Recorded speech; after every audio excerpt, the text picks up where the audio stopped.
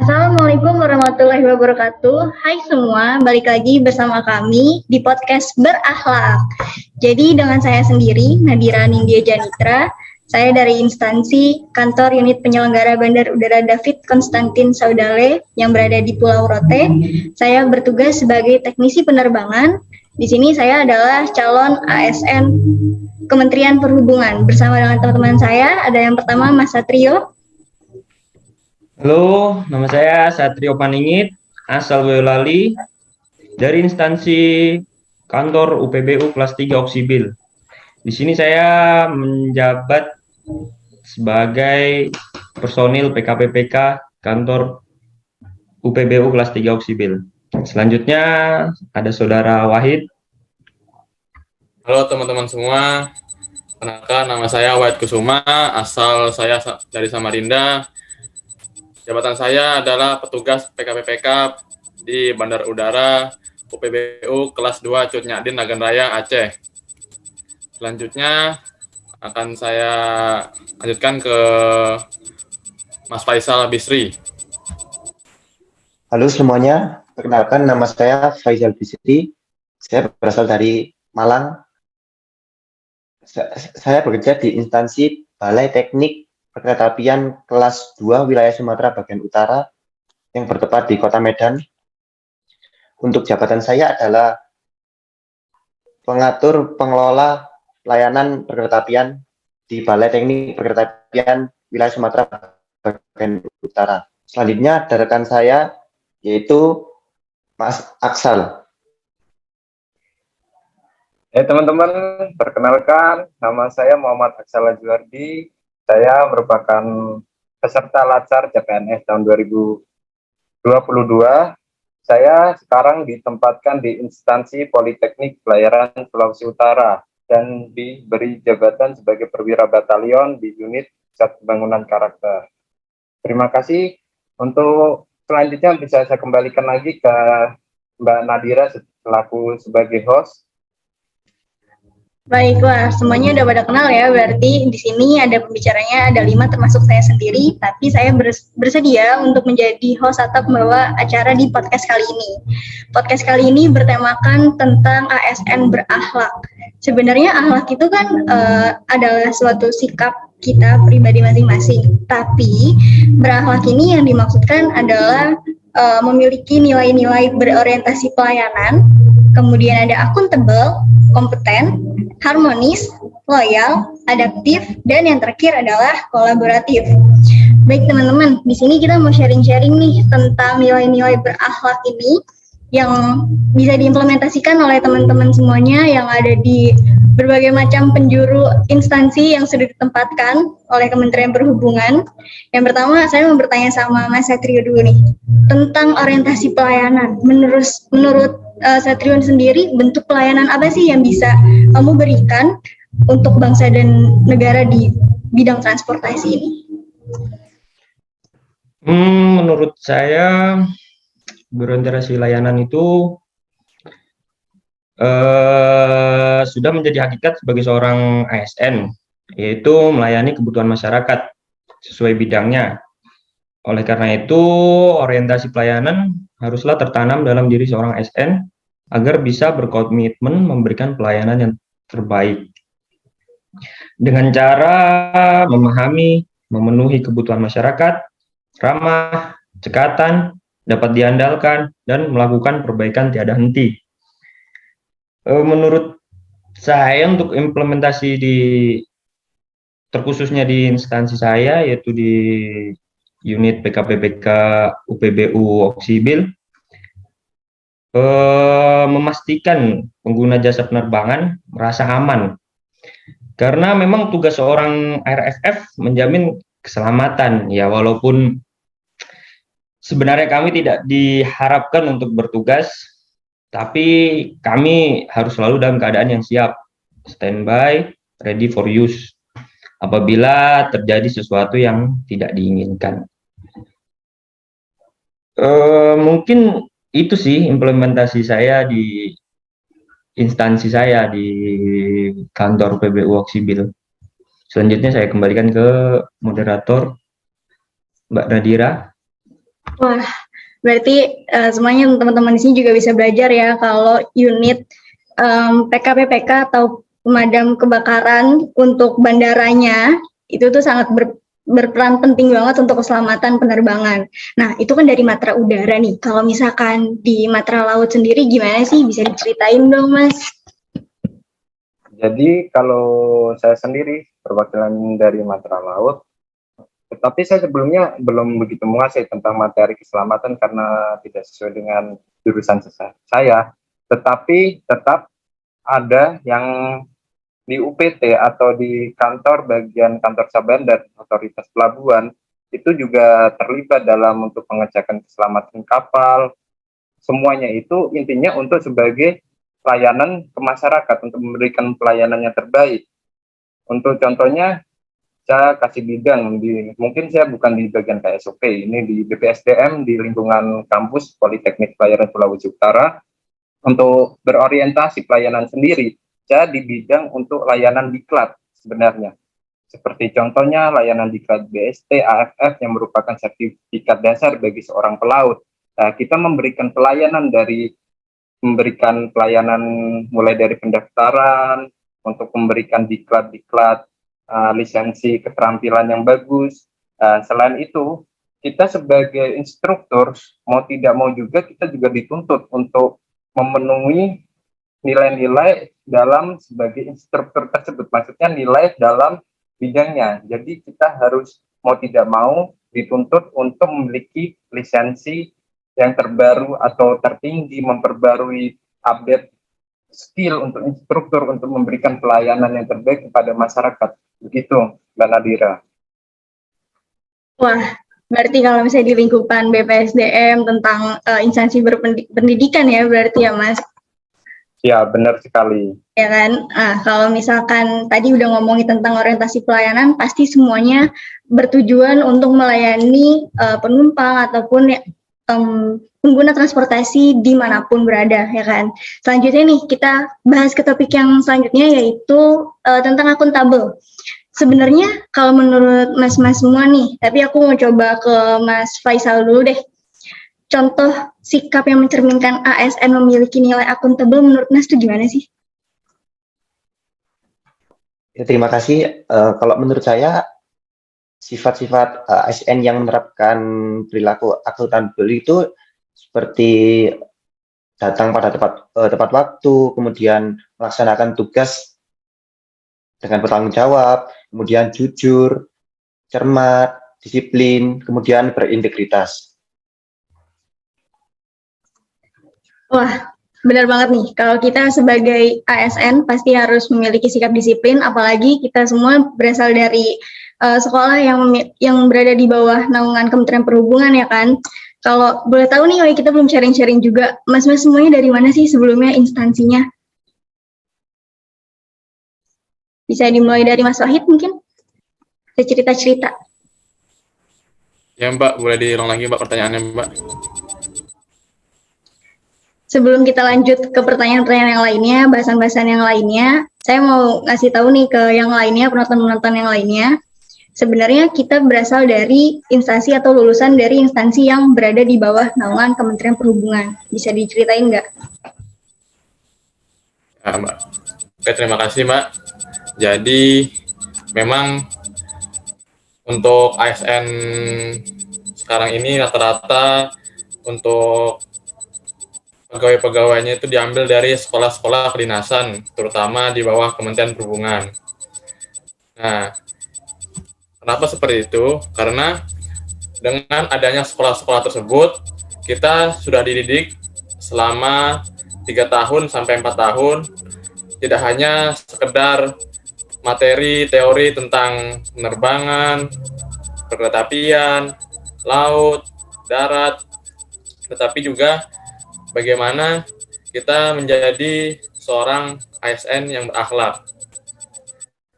Jadi nilai plusnya itu adalah di sikap kita sebagai pegawai ASN yang baik dan benar. Sehingga pada dunia kerja nanti akan terciptanya kolaborasi yang bagus antara ketiga matra darat, laut maupun udara. Contoh-contoh sekolah yang ada di Kementerian Perhubungan itu sangat banyak. Contohnya di udara itu ada PPI Curug, Poltekbang Palembang, Poltekbang Surabaya, Poltekbang Makassar, Poltekbang Jayapura. Lalu untuk darat ada STTD, lalu ada Poltek Trans SDP Palembang, lalu ada Poltrada Bali, lalu ada apa lagi ya, banyak pokoknya. Ada API Madiun, ada APKTJ Tegal, lalu di laut ada Poltekpel Surabaya, STIP Jakarta, Poltekpel Makassar, lalu ada PIP Makassar, PIP Semarang, nah banyak lah. Tinggal pilih aja tuh mau sekolah di mana itu. Pokoknya dari mulai Sumatera, Jawa, Kalimantan, Papua, Sulawesi itu ada semua. Tinggal pilih. Terima kasih, Pak. Oke, berarti udah terjawab ya. Sebenarnya kita ini memang diproyeksikan dari sekolah masing-masing untuk menjadi ASN yang akan ditempatkan di seluruh wilayah di Indonesia. Nah, lanjut lagi nih. Saya mau bertanya tentang pembahasan kita selanjutnya, yaitu mengenai kompeten. Menurut Mas Aksal nih, kan Mas Aksal mungkin berasal dari politeknik yang berada di pelayaran ya, Mas, berarti ya? Katanya. Iya, benar. Ya, pelayaran ya. Nah, waktu Mas sekolah di sana, itu Mas kan pasti diajarin berbagai macam cara, bukan cara sih, maksudnya berbagai macam hal untuk memenuhi pekerjaan Mas nantinya, yang sekarang Mas jabat mungkin seperti itu. Nah, ilmu-ilmu yang Mas dapatkan waktu semasa sekolah itu sangat berpengaruh nggak sih, Mas, sama pekerjaan Masnya sekarang? Ya, terima kasih atas pertanyaan yang baik ini selaku sebagai host nih, Mbak Nadira. Jadi selama untuk ilmu yang saya dapat, ilmu yang saya dapat dari kampus, tentunya dari Politeknik Pelayaran Surabaya itu, dari semester 1 sampai semester 6, itu sangat-sangat bermanfaat. Karena apa? Di dunia pekerjaan saya menjabat sebagai instruktur, atau instruktur diklat ya lebih tepatnya, pasti kita harus menguasai materi-materi sebelumnya sebelum kita memberikan pelayanan diklat ke para peserta didik atau ke masyarakat yang mau mengikuti diklat di UPT kita. Tentunya dalam ilmu-ilmu yang kita dapat dari pengalaman, mulai dari teori, modul, semua praktek darat maupun praktek laut, itu sangat-sangat berguna. Selain kita memberikan dari ilmu yang sesuai dengan modul atau yang lain, dari praktek laut, dari pengalaman, kita bisa sharing ke para peserta yang mungkin masih baru untuk memulai jadi pelaut muda kan. Jadi kita itu dari materi tersebut, intinya kita itu dapat berguna lah buat orang lain, karena tentunya penempatan saya sendiri sebagai instruktur ini harus memberikan pelayanan atau memberikan diklat yang terbaik ke masyarakat demi masyarakat. Kepuasan ini kan untuk membuat rating UPT naik juga, sebagai menaikkan diklat. Selain untuk mendapatkan diklat yang banyak itu, kita kan otomatis pendapatan dari UPT itu akan menaik, sehingga untuk ASN di UPT tersebut dapat terjamin dari kelayakannya atau dan lain-lainnya, seperti itu. Wah, berarti benar-benar sangat menjunjung tinggi banget dan sangat support banget nih dari mulai sekolahnya sampai kita mengimplementasikan semuanya di dunia kerja. Itu kan yang laut nih. Saya penasaran banget nih kalau misalkan di darat, kira-kira gimana? Belajar apa sih sebelumnya dan bisa dipraktekin nggak di dunia kerja sekarang? Dari Mas Faisal. Mohon izin juga sebelumnya, saya dulu instansi untuk pendidikannya di PPI Madiun, jadi untuk spesifiknya itu di bidang perkeretaapian. Dan untuk sekarang saya penempatannya ada di Balai Teknik Perkeretaapian, dan menurut saya itu sangat untuk apa yang saya pelajari dulu saat waktu kuliah dan sekarang yang saya kerjakan di kantor itu sangat relate atau sangat terkait satu sama lain begitu. Jadi mulai dari ilmu perkeretaapian, dasar-dasar perkeretaapian, kemudian undang-undang perkeretaapian, ilmu-ilmu perkeretaapian yang lain itu sangat sangat sangat dipakai sekali di lingkungan kerja kantor saya. Kemudian juga mengenai kompetensi. Dulu saya juga dibekali kompetensi-kompetensi terkait di bidang perkeretaapian seperti kompetensi awak sarana perkeretaapian, kemudian dulu juga ada kompetensi pengatur perjalanan perkeretaapian seperti itu. Jadi untuk kompetensi yang saya dapatkan saat menjadi taruna atau saat saya masih kuliah dan di kantor itu sangat relate.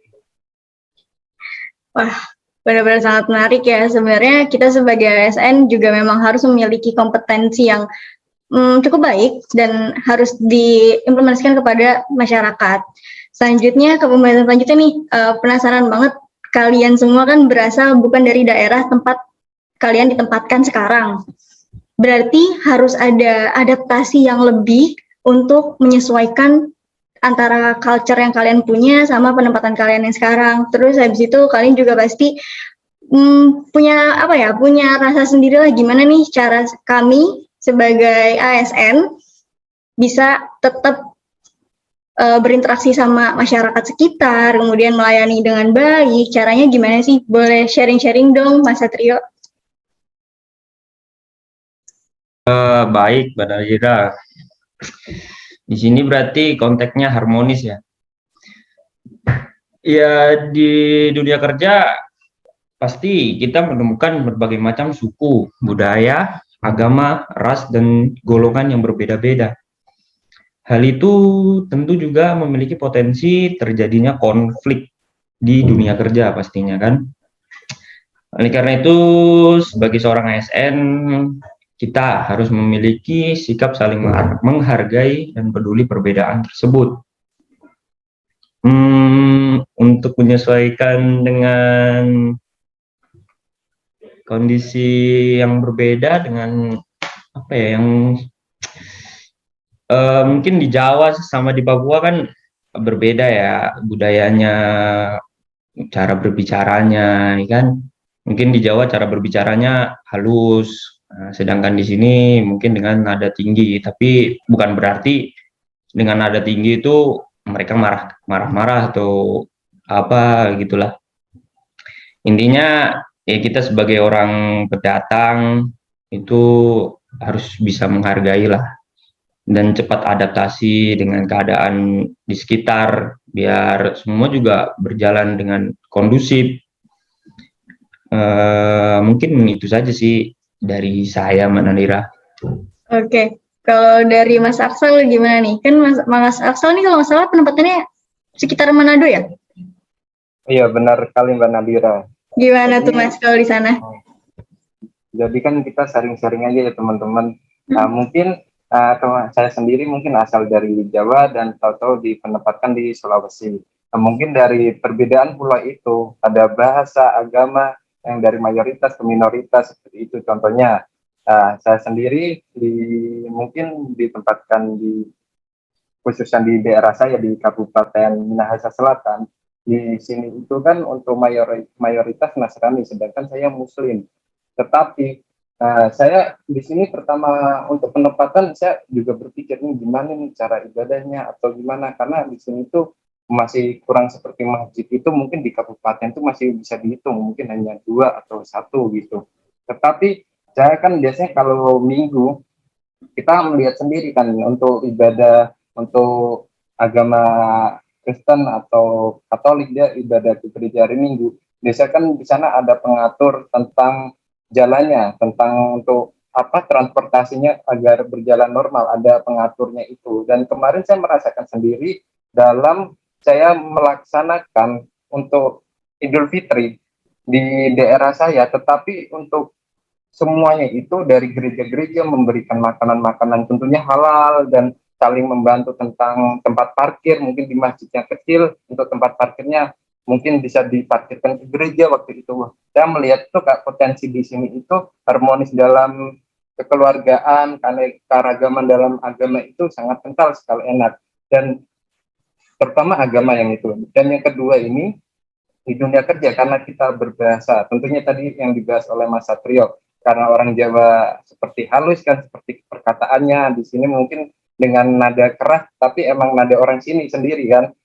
Waktu itu juga, saya itu di kantor juga menggunakan nada-nada seperti itu, terus intonasi, terus malah saya itu dari Jawa sendiri malah ingin berkeinginan itu untuk belajar bahasa sendiri, bahasa Sulawesi, khususnya di Sulawesi Utara ini, Manado, kayak bahasa Kamungana atau apa. Jadi itu kayak kita kayak ngeremix bahasa Indonesia sama bahasa ini menyesuaikan, dan orang sana itu juga senang kayak, oh ini orang pendatang menghargai juga kayak menggunakan bahasa kita. Jadi dalam hal tersebut kita sama seperti apa ya, menghargai dari tempat yang kita tempatkan sehingga keharmonisan itu terjadi di suatu tempatnya itu.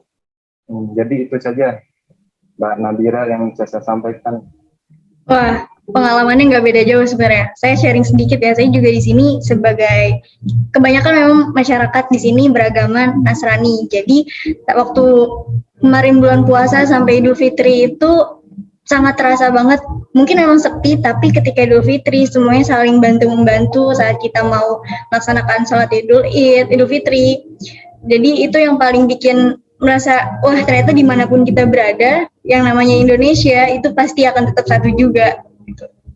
Kalau dari Mas Wahid gimana di sana pengalamannya?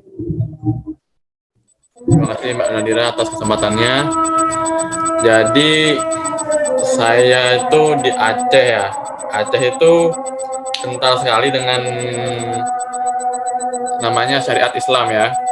Jadi untuk, bukannya saya tapi memang di sana untuk agama lain itu agak populasinya itu kurang sedikit.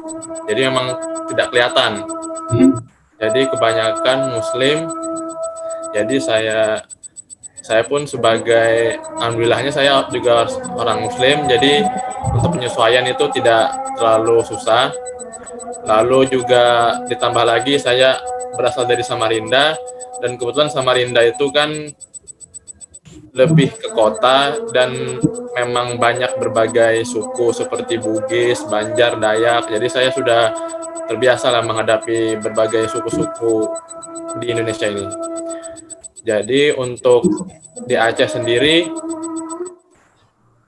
di lingkungan bandara pun juga nggak semuanya juga orang Aceh, ada orang Medan, ada orang Bangka Belitung, ada orang Jawa juga. Jadi walaupun berbeda-beda suku, kita juga saling membantu. Contohnya seperti kemarin waktu sebelum bulan Ramadan itu ada bersih-bersih gotong royong musola, lalu ada buka bersama. Nah, itu ada jadwal buka bersamanya. Nanti setiap buka bersama, misalnya hari ini siapa, nanti besok siapa, gitu. Jadi untuk kalau dari agama lain memang agak sulit dicontohkan karena memang di sana masih kental Islamnya, karena saya bukan di bagian Banda Aceh, agak pedalaman. Terima kasih. Wah, kurang lebih berarti sama lah ya. Tetap saling membantu juga. Berarti itu masuk ke pembahasan kita selanjutnya, itu kolaboratif. Kalau kolaboratif, pasti kita udah dididik dari sebelum-sebelumnya bahwa kita harus saling bahu-membahu, gotong royong, membantu sesama, baik sesama karyawan, sesama ASN, tanpa pandang bulu, tanpa pandang siapa yang kita tolong. Tapi mau sharing-sharing sedikit dong, kalau Mas Faisal gimana di sana cara kolaboratif yang Mas implementasikan di dunia kerja? Untuk nilai kolaboratif ini, cara saya mengimplementasikan di dunia kerja adalah dengan bekerja sama dengan mungkin seksi-seksi lain, dengan unit lain, mungkin dengan stakeholder. Kita harus saling menjalin komunikasi agar tidak terjadi miskomunikasi. Kemudian juga mungkin di unit saya itu kita butuh koordinasi dengan PPK atau pejabat pembuat kebijakan. Kita harus koordinasi, mungkin konteksnya nanti perlintasan sebidang mana yang perlu dilakukan perbaikan, perlintasan sebidang mana yang perlu dilakukan peningkatan. Kalau dalam dunia perkereta apian mungkin konteksnya itu. Kemudian progres pembangunan itu juga saya juga berkoordinasi dengan para staf ataupun pejabat TPK. Kemudian kalau dengan seksi-seksi lain, misalnya dengan saya sendiri berada di seksi lalu lintas, sarana dan keselamatan. Apabila saya berkoordinasi dengan seksi prasarana, mungkin kita mau meminta data tentang lab panjang spur, atau kemudian kita mau minta data tentang pembangunan persinyalan, itu juga bisa dilakukan dengan berkoordinasi dengan seksi atau unit lain. Terima kasih. Oke, berarti rantai komando di sana masih sangat-sangat dijaga dengan baik ya. Kalau yang saya tahu nih, Mas Satrio kan di bagian PK juga kan, atau pemadam kebakaran. Pertolongan kecelakaan pesawat, pemadam kebakaran, ya kan? Atau ARFF deh, biar keren sedikit.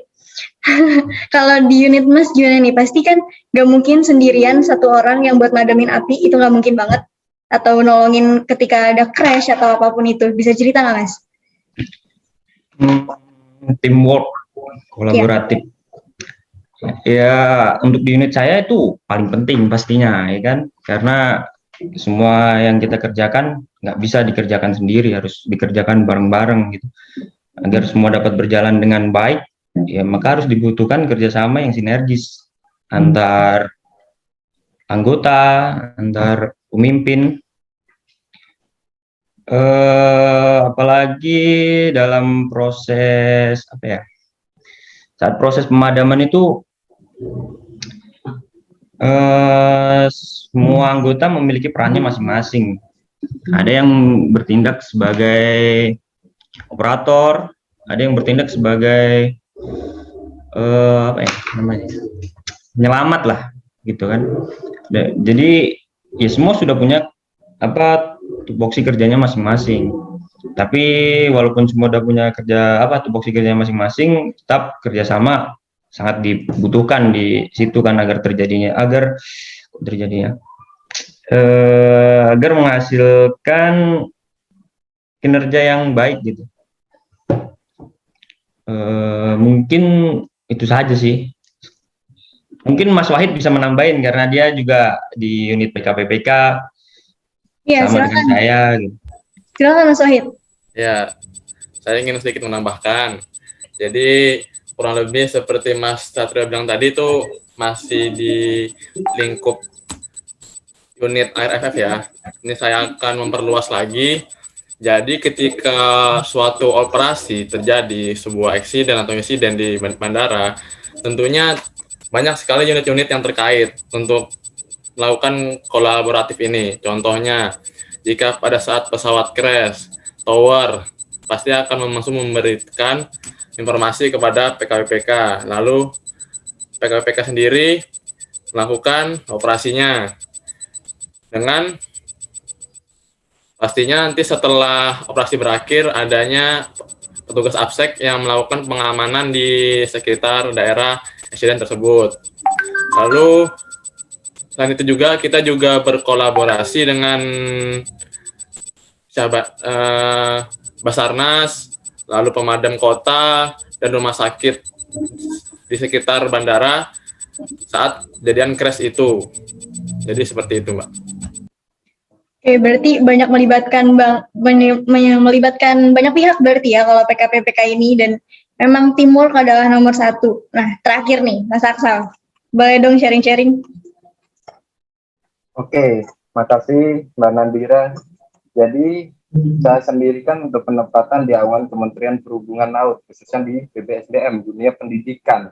Jadi di UPT saya sendiri yang saya jabat di sini, aungan untuk bekerja kolaboratif itu banyak dari berbagai pihak, berbagai kementerian juga.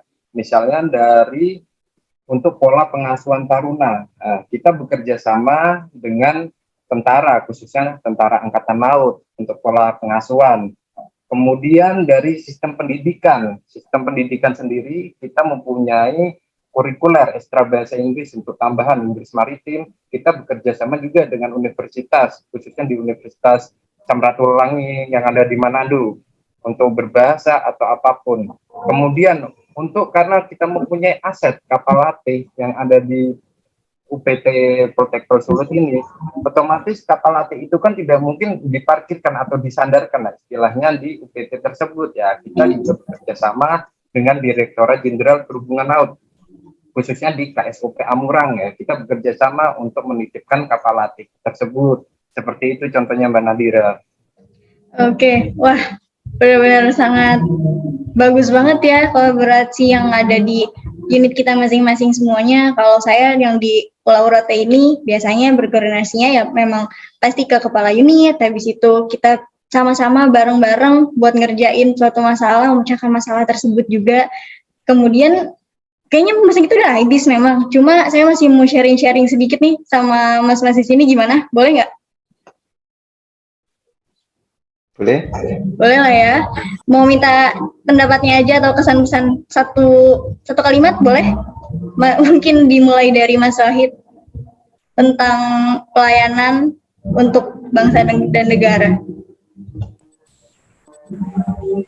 Ya, untuk kesan dan pesan saya terutama pada anak-anak bangsa kita yang nantinya maupun menjadi seorang ASN ataupun bukan, dimanapun tempatnya, dimanapun unit kerjanya, kita sebagai warga negara Indonesia harus berpegang teguh pada Pancasila dan Undang-Undang Dasar 1945. Jangan sampai ideologi kita itu kalah dengan ideologi negara lain sehingga membuat perpecahan di Indonesia ini. Jangan sampai Bhinneka Tunggal Ika yang kita junjung tinggi kita abaikan. Kita harus menerapkannya dan mengimplementasikannya pada setiap kegiatan kita sehari-hari. Ya, cukup. Terima kasih. Oke, selanjutnya Mas Faisal, boleh dong? Mungkin singkat saja satu kalimat atau gimana tentang pelayanan kita pada negeri, yaitu bekerja cerdas dan bekerja ikhlas. Wah, bagus banget closing statement-nya. Selanjutnya ini Mas Aksal, boleh? Jadi untuk pesan saya sebagai anak-anak muda atau penerus, mungkin untuk penonton yang nonton di YouTube ini kan, untuk pesan saya tetap semangat, jangan putus asa untuk menggapai suatu impian. Karena sesuatu itu tidak akan hilang atau pupus kalau kita punya niat dan usaha. Selanjutnya, aduh ini bagus-bagus banget pada latihan kayaknya ya. Dan terakhir nih Mas Satrio, boleh dong closing statement-nya?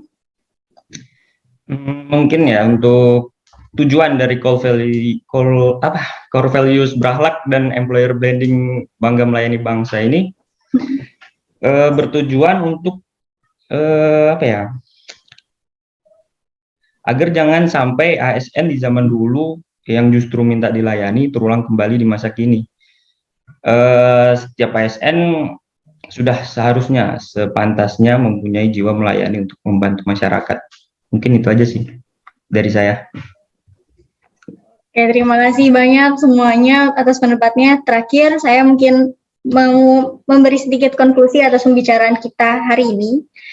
Menurut saya pribadi, dari semua pengalaman yang udah dibagi dari Mas Wahid, Mas Satrio, Mas Aksal, dan Mas Faisal, semua ASN, semua calon ASN pasti harus memiliki core value atau nilai-nilai berakhlak, yaitu berorientasi pelayanan, kemudian ada akuntabel, ada kompeten, loyal, terus ada adaptif, kolaboratif, ada harmonis juga. Itu harus banget diterapin di diri kita sendiri supaya ketika kita ingin memberikan pelayanan yang terbaik untuk masyarakat akan sangat lebih baik lagi dan mencapai ketujuannya. Mungkin itu aja dari kita semua tentang podcast hari ini, yaitu podcast berakhlak. Sampai jumpa di podcast-podcast lainnya.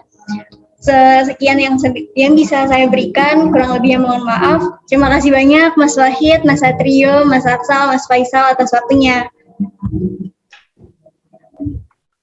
Terima kasih. Terima kasih.